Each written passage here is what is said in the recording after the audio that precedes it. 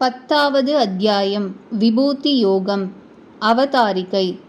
பக்தி யோகம் சாங்கமாக விதிக்கப்பட்டது.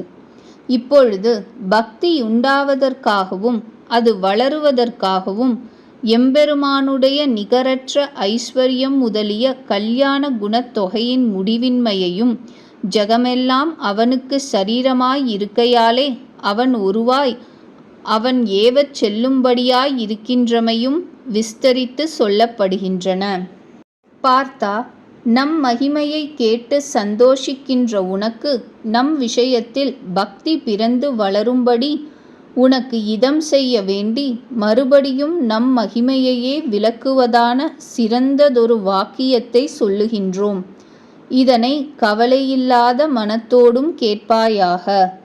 அதாவது, தேவதைகளும் மகரிஷிகளும் புலன்களுக்கெட்டாத விஷயங்களை பார்க்க கூடியவராய் மிகுந்த அறிவுடையவராய் இருந்தாராகிலும் நம்முடைய நாமம், கர்மம், ஸ்வரூபம், ஸ்வபாவம் முதலியவைகளை அறிய மாட்டார்கள்.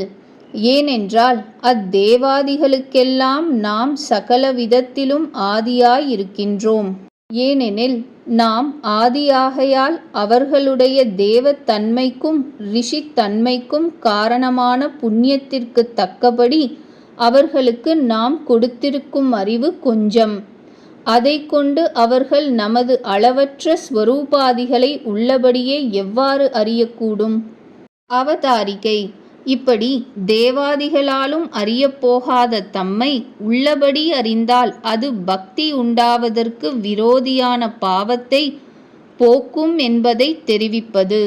நாம் பிறப்பிலி என்றும், அதாவது விகாரப்படுகின்ற அச்சேதனம் என்ன அத்தோடு கலந்திருக்கையாகிற பிறப்புடன் கூடிய சம்சாரி சேத்தனர்கள் என்ன இவர்களை காட்டினும் வேறுபட்டவன் என்றும், அநாதி என்றும், அதாவது ஹேயமான பிரகிருதியோடு முற்காலத்தில் கலந்திருந்த முத்த ஆத்மாக்களை காட்டினும் வேறுபட்டவன் என்றும், லோகேஸ்வரர்களான பிரம்மாதிகளுக்கு ஈஸ்வரன் என்றும் மனிதருக்குள் எவனொருவன் அறிகின்றானோ அவன் நம் பக்திக்கு விரோதமான சகல பாவங்களினின்றும் விடுபடுகின்றான்.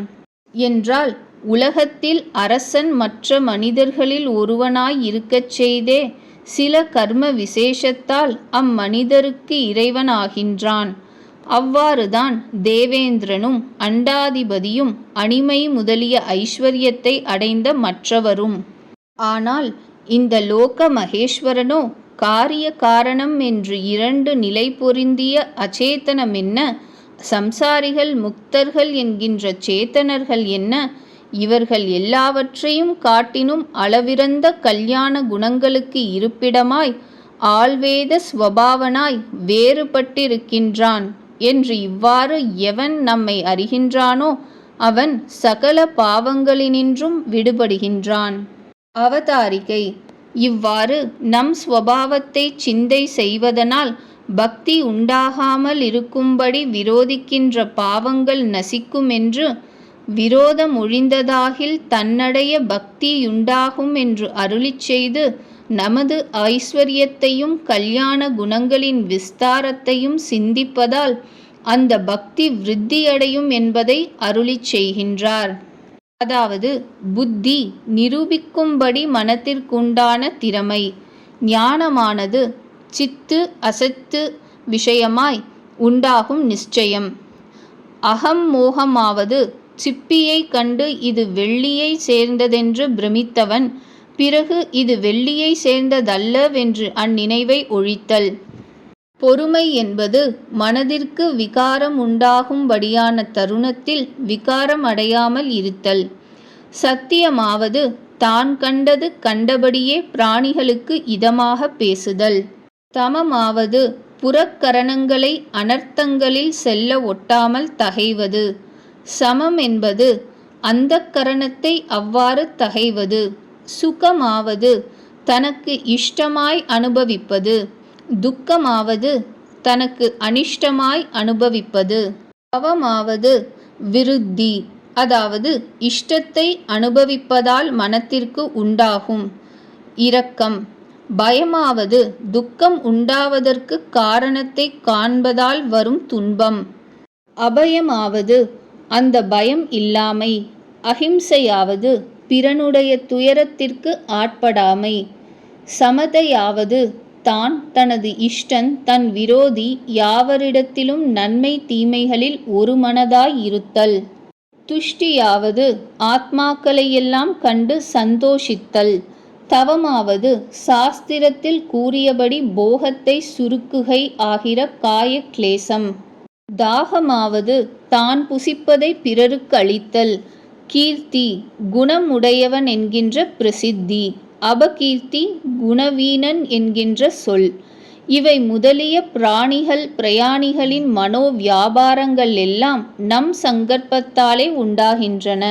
அர்ஜுனா, சென்ற மன்வந்தரத்தில் பிருகு முதலான சப்த ரிஷிகள் நித்திய சிருஷ்டிக்காக பிரம்மனுடைய மனதில் உண்டானார்களோ அவர்களும் நித்திய சக்தியை பிரவர்த்திப்பிக்கைக்காக ஏற்பட்ட சாவர்ணி முதலிய 4 மனுக்களும் நம்முடைய நினைவின்படி இருப்பவர்கள்.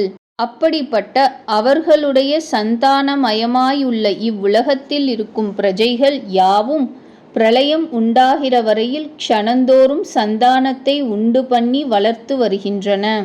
உட்குறிப்பு: இந்த அத்தியாயம் 6வது ஸ்லோகத்திற்கு ஸ்ரீதர சுவாமிகளும் ஸ்ரீ மாத்வாச்சாரிய சுவாமிகளும் தங்களுடைய அபிப்பிராயங்களை வெவ்வேறாக காட்டியுள்ளார்கள். அதனை கீழ்வருமாறு கண்டு தெளிக. ஸ்ரீதரர் அபிப்பிராயம்: உலகத்திலுள்ள பிரஜைகளெல்லாம் எவர்களுடைய சம்பந்தமாய் எவர்களிடத்திலிருந்து உண்டாயிருக்கிறார்களோ அந்த 7 ரிஷிகளும் அவர்களுக்கு முந்தியவர்களான சனகாதி 4வரும் அவ்வாறே ஸ்வாயம்புவர் முதலிய மனுக்களும் என்னுடைய பிரபாவத்தை உடையவர்களாய் இரண்ய கர்ப்ப ரூபனான என் மன சங்கற்பத்தினால் உண்டானவர்கள். இவர்கள் உலகங்களை புத்திர பௌத்திர சிஷ்யாதி மூலமாய் சிருஷ்டித்தார்கள். ஸ்ரீ மாத்வாச்சாரியர் அபிப்பிராயம்: பூர்வீகர்களான மரீச்சி, அத்திரி, ஆங்கீரசர், புலஸ்தியர், புலகர், கிருது, வசிஷ்டர் ஆகிய இந்த 7 ரிஷிகளும் பூர்வீகர்களான ஸ்வாயம்புவர், ஸ்வாரோசிஷர், ரைவதர், உத்தமர் ஆகிய இந்4 மனுக்களும் என்னுடைய மனச்சங்கற்பத்தால் என்னிடத்திலிருந்து பிறந்தவர்கள். இவர்கள் சதுர்முக பிரம்மாவினிடத்திலிருந்து பிறந்ததாக சொல்லும் புராணாதிகளுக்கு பிரம்மாவினுடைய அந்தர்யாமியான நான் பிரம்மா மூலமாய் உண்டாக்கினேன். இவ்வாறு எல்லோருடைய உற்பத்தியும் ஸ்திதியும் பிரவிற்த்தியும் நமது சங்கற்பாதீனம் என்கின்ற இந்த நம் ஐஸ்வர்யத்தையும் நம்முடைய கல்யாண குணங்களுடைமையையும் எவன் உள்ளபடி அறிகின்றானோ அவன் சலியாத பக்தியை அடைந்து வாழ்வான். இதில் சம்சயம் இல்லை. என்றால் நமது ஐஸ்வர்யத்தையும் கல்யாண குணத்தையும் அறிந்தால் அது பக்தி யோகத்தை வளர்க்கும் என்கின்ற விஷயத்தை நீயே பார்க்க போகிறாய் என்பது திருவுள்ளம். சித்தும் அச்சித்துமாய் விசித்திரமாயுள்ள இவ்வுலகத்திற்கெல்லாம் நானே உற்பத்தி காரணம் என்றும் இவை நம்மாலேயே பிரவிற்த்தி செய்யப்படுகின்றனவென்று இப்படிப்பட்ட என்னுடையதாகிய ஸ்வபாவத்திலேயே ஏற்பட்ட தடையில்லாத ஐஸ்வர்யத்தையும் சௌசீல்யம், சௌந்தர்யம், வாத்சல்யம் முதலிய கல்யாண குணங்களின் சேர்க்கையையும் தெரிந்து கொண்டு ஞானிகள் என் பாவனையோடு கூடியவர்களாய் எல்லா கல்யாண குணங்களுடைய என்னை குறித்து பக்தி செய்கின்றார்கள். மேலும் சித்தத்தை நமக்கென்றே பறிகொடுத்தும் அவ்வாறே நம்மை பிரிந்தால் தரிக்க மாட்டாமல் பிராணனையும் நம்மாதீனம் செய்தும் தாம் தாம் அனுபவித்த நம்முடைய குணங்களை எடுத்து ஒருவருக்கொருவர் சொல்லிக்கொண்டும் அப்படியே நாம் செய்த திவ்ய சேஷ்டிதங்களையும் எடுத்து பேசிக்கொண்டும் சந்தோஷித்தும் ஆனந்திக்கின்றார்கள். அஃதல்லாமல் சொல்லும்போது இனிமையாய் அதுவே பிரயோஜனமாக விருத்தலாலே சொல்லும் அவர்களும் கேட்டபோது செவிக்கினிமையாயிருத்தலாலே கேட்பவர்களும் சந்தோஷிக்கின்றார்கள். அப்படிப்பட்ட அவர்கள் நம்மோடு எப்போதும் சேர்ந்திருக்க வேண்டும் என்று நம்மை சேவிக்கிறபடியால் அவர்களுக்கு அப்படிப்பட்ட புத்தி விசேஷத்தை, அதாவது பக்தி ரூபமாய் பக்குவமான ஞான விசேஷத்தை நாம் பிரீத்தியுடன் கொடுக்கின்றோம். அதை கொண்டு அவர்கள் நம்மை அடைகின்றார்கள்.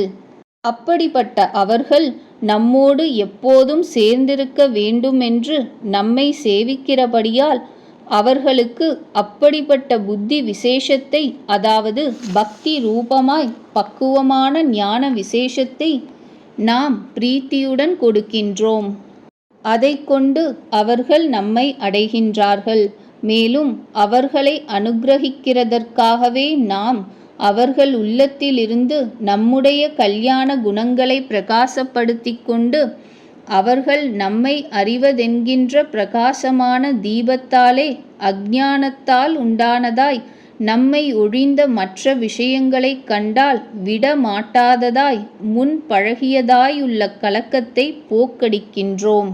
ஸ்ரீ சங்கரர் அபிப்பிராயம்: ஞான தீபம் எப்படிப்பட்டதென்றால், பக்தியாகிற எண்ணெய் தியானிக்க வேண்டுமென்கின்ற ஏவுதலாகிய தீபத்தை விளங்கச் செய்கிற காற்று, பிரம்மச்சரியம் முதலிய சாதன சம்ஸ்காரத்தினால் உண்டான பிரக்ஞை, அதாவது விவேகம் ஆகிய திரி, அதாவது வர்த்தி அல்லது வத்தி, விரக்தியை உடைய அந்தக்கரணமாகிற பாத்திரம், விஷயங்களில் பற்றாமல் ராக துவேஷங்கள் அற்று இருக்கின்ற சித்தமாகிற காற்றினால் அழைக்கப்படாத இடம், நிரந்தரமாயுள்ள தியானத்தினால் உண்டாகிற நிச்சயமான ஞானமாகிற பிரகாசம் இவைகளை உடைய தீபம். அவதாரிகை: இவ்வாறு சகல வஸ்துக்களிலும் வேறுபட்டு எம்பெருமானுக்கே உரியவனாய் கேட்பவர்களின் செவிக்கு மிகவும் இனியவையாய் உள்ள திருக்கல்யாண குணங்களையும் அவனுடைய ஐஸ்வர்ய சிறப்பையும் கேட்டு அர்ஜுனன் அதை விஸ்தாரமாய் கேட்க வேண்டும் என்கின்ற அவாவினால் வினவுகின்றான். அர்ஜுனன் வாக்கியம்: கிருஷ்ணா, உயர்ந்த பிரம்மமும் தேஜஸும் மேலான பரிசுத்தியை உண்டாக்குகிற வஸ்துவும் நீர் உம்மை அழிவில்லாத புருஷனாகவும் பரமபதத்தில் இருப்பவராகவும் லோகங்களுக்கு காரணமான தேவனாகவும் பிறப்பில்லாதவனாகவும் எங்கும் நிறைந்தவனாகவும் எல்லா ரிஷிகளும் சொன்னார்கள். அவ்வாறே தேவ ரிஷியாகிய நாரதரும் அசிதர் என்கின்ற ரிஷியும் தேவலரும் வேத வியாசரும் சொன்னார்கள். நீரும் எனக்கு சொல்லுகின்றீர். ஓ கேசவா, என்னை குறித்து எதை சொல்லுகின்றீரோ அந்த சகலத்தையும் உண்மை என்று அறிகிறேன். ஓ பகவானே, உம்முடைய ஆகாரத்தை அல்லது அவதாரத்தை தேவதைகள் அறியவில்லை, ராக்கதர்களும் அறியவில்லை. உனதாத்மாவே நானென தேவரீர் கூறிய பிரம்மோபதேச மான்மியத்தை உணராமல் சங்கை செய்ததை குறித்து என்னை க்ஷமித்தருளல் வேண்டும். எனக்காக பூரண கடாட்சத்தோடும் நீர் நவில்வதை இனி சங்கித்தலின்றி எவற்றையும் சத்திய புத்தியுடன் கேட்டறிந்து கொள்வேன். தேவரீரது அவதார மகிமை தேவதானவர்களாலும் அறியப்படாதனின் அடியேனால் அறியப்படத்தக்கதன்று. ஓ புருஷோத்தமா, சகல பிராணிகளையும் உண்டு பண்ணுகின்ற காரண பொருளே, சகல பூதங்களையும் ஆள்பவனே, தேவர்களுக்கெல்லாம் தேவனே, அதாவது சௌந்தர்யம் முதலிய கல்யாண குணங்களில் தேவர்கள் மனுஷ்ய மிருக பக்ஷியாதிகளை விஞ்சி இருப்பது போல் அத்தேவர்களையெல்லாம் அந்த குணங்களாலே விஞ்சி இருப்பவனே, ஓ ஜெகதீஷா, தேவரீருடைய பெருமையை தேவரீர் அறிய வேண்டுமே அல்லது மற்றவரால் ஆகாது. ஸ்ரீ சங்கரர் அபிப்பிராயம்: தேகாதி பிரபஞ்சங்களை அறிவது கண்ணாதியான ஞானேந்திரியங்கள், இவற்றை அறிவது மனம், இதை அறிவது புத்தி. இவை யாவும் ஆத்மாவினால் அறிவிக்கப்பட்ட அறிந்திருத்தலின் ஆத்மாவை அறியமாட்டா. ஆதலின் அவ்வாத்மாவானது தன்னாலே தானே தன்னை அறிவதென்பான். உம்மாலே நீரே உம்மை அறிந்தீர் என அர்ஜுனன் அங்கனம் கூறியது. ஆகையால் எந்த விபூதி ரூபங்களினாலே இந்த உலகங்களை வியாபித்து கொண்டிருக்கின்றீரோ அவைகளை முழுதும் சொல்வதற்கு நீரே தகுந்தவராய் இருக்கின்றீர். அதாவது ஆத்மஸ்வரூபியான உம்முடைய விபூதி ரூபங்கள் அற்புதமானவை அன்றோ? எந்த ஆத்ம சிற்சக்தியனது மான்மிய விசேஷத்தாலே இந்த உலகங்களால் வியாபித்து கொண்டிருக்கின்றீரோ அந்த சக்தியின் விபூதி விலாசத்தை முற்றும் அறிவதற்கு அறிவித்தற்கு நீரே அருகராய் இருக்கின்றீர் என்பதாம்.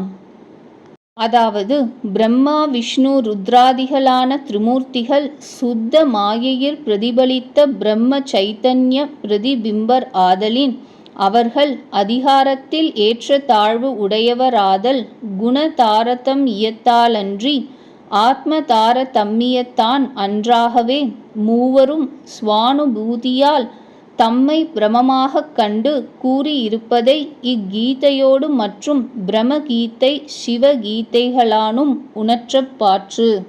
அது அவ்வாறிருக்க சட்டி குடம் சாலென உருவத்தானும் உபயோகத்தானும் ஏற்ற குறைவு தாரதமியப்படினும் பொருள் நாட்டத்தில் அவை மூன்றும் ஒரு மண்ணே எனக் கண்டவிடத்து சட்டி குடமாதலும் குடம் சட்டியாதலும் அதுபோன்று சால் மற்றவையாதலும் ஒவ்வாதாயினும் தனித்தனி குடம் மண்ணே என்றும் சட்டி மண்ணே என்றும் சால் மண்ணே என்றும் கூறின் தத்துவமாக குழந்தையும் ஒப்பத்தக்கதோர் உண்மையாதலால் இது மறக்கத்தக்கதன்று. இதுபோன்று பிரம்மன் ஹரி ஹரன் ஒன்றும் மற்றொன்றாகாவிடினும் இம்மூவரும் பிரம்ம சாயைகளாதலின் தனித்தனி ஒவ்வொருவரும் தன்னை பிரம்மம் என்றும் இந்த பிரம்மமாகிய நானே ஹரனாகவும் ஹரியாகவும் பிரம்மனாகவும் மற்றும் உள்ள அனைத்தாகவும் இருக்கின்றேனெனின் யாவரும் ஒப்பத்தக்கதோர் உண்மையாதலின் ஸ்ரீ சங்கரர் எல்லா பிரம்ம ஞானிகளும் ஒப்பத்தக்கது போல அங்கனம் கிருஷ்ணசுவாமியை பிரம்மம் எனக் கண்டு ஒப்பியதேயாம். கீதாச்சாரியான ஸ்ரீ பகவானும் இவ்வற்றானன்றோ இனிவரும் ஸ்லோகங்களில் நான் ஏகாதச ருத்ரர்களில் சங்கரனாகவும் துவாதசாத சித்தர்களுக்குள் விஷ்ணுவென்கின்ற ஆதித்யனாகவும் யாதவர்களில் வசுதேவனாகவும் பாண்டவர்களில் அர்ஜுனனாகவும் மற்றும் யாவுமாகவும் இருக்கின்றேன் என்றார். இது அத்வைத கொள்கை என்று அறிக. திவ்யங்களாகவும் உமக்கே அசாதாரணங்களாகவும் இருக்கின்ற நியமனங்கள் எவைகளோ அவை எல்லாவற்றையும் நீரே சொல்லத் தகுந்தவர் ஆகின்றீர். அதாவது அவைகளை நீரே அருளிச் செய்தல் வேண்டும். ஓ பகவானே, அடியேன் பக்தியாக நிஷ்டனாயிருந்து எப்போதும் சிந்திக்க எத்தனித்தேனாகில் தேவரீரை சகல கல்யாண குண பரிபூர்ணராக எவ்வாறு அறிவேன்? முன் சொன்ன புத்தி ஞானம் முதலிய பாவனைகளை காட்டினும் இன்னும் எந்தெந்த பாவனைகள் இருப்பவராக தேவரீரை சிந்திக்கலாம்? ஓ ஜனார்தனா, உம்முடைய யோகத்தையும் விபூதியையும் விரிவாக மீண்டும் சொல்லவும். ஏனென்றால் உம்முடைய வாக்காகிய அமிர்தத்தை கேட்கிறவனாகிய எனக்கு திருப்தியானது கிடையாது. காரிகை இவ்வாறு கூறின அர்ஜுனனுடைய வார்த்தையை கேட்டு பகவான் அருளுவாராயினர். அர்ஜுனா, அப்படியே ஸ்வபாவமாயுள்ள நம் விபூதிகளில் சிறப்புற்றவைகளை சொல்லுகின்றேன். விவரித்து சொல்வதென்றால் அளவில்லாமையாலே சொல்வதும் கேட்பதும் சாத்தியம் அன்று.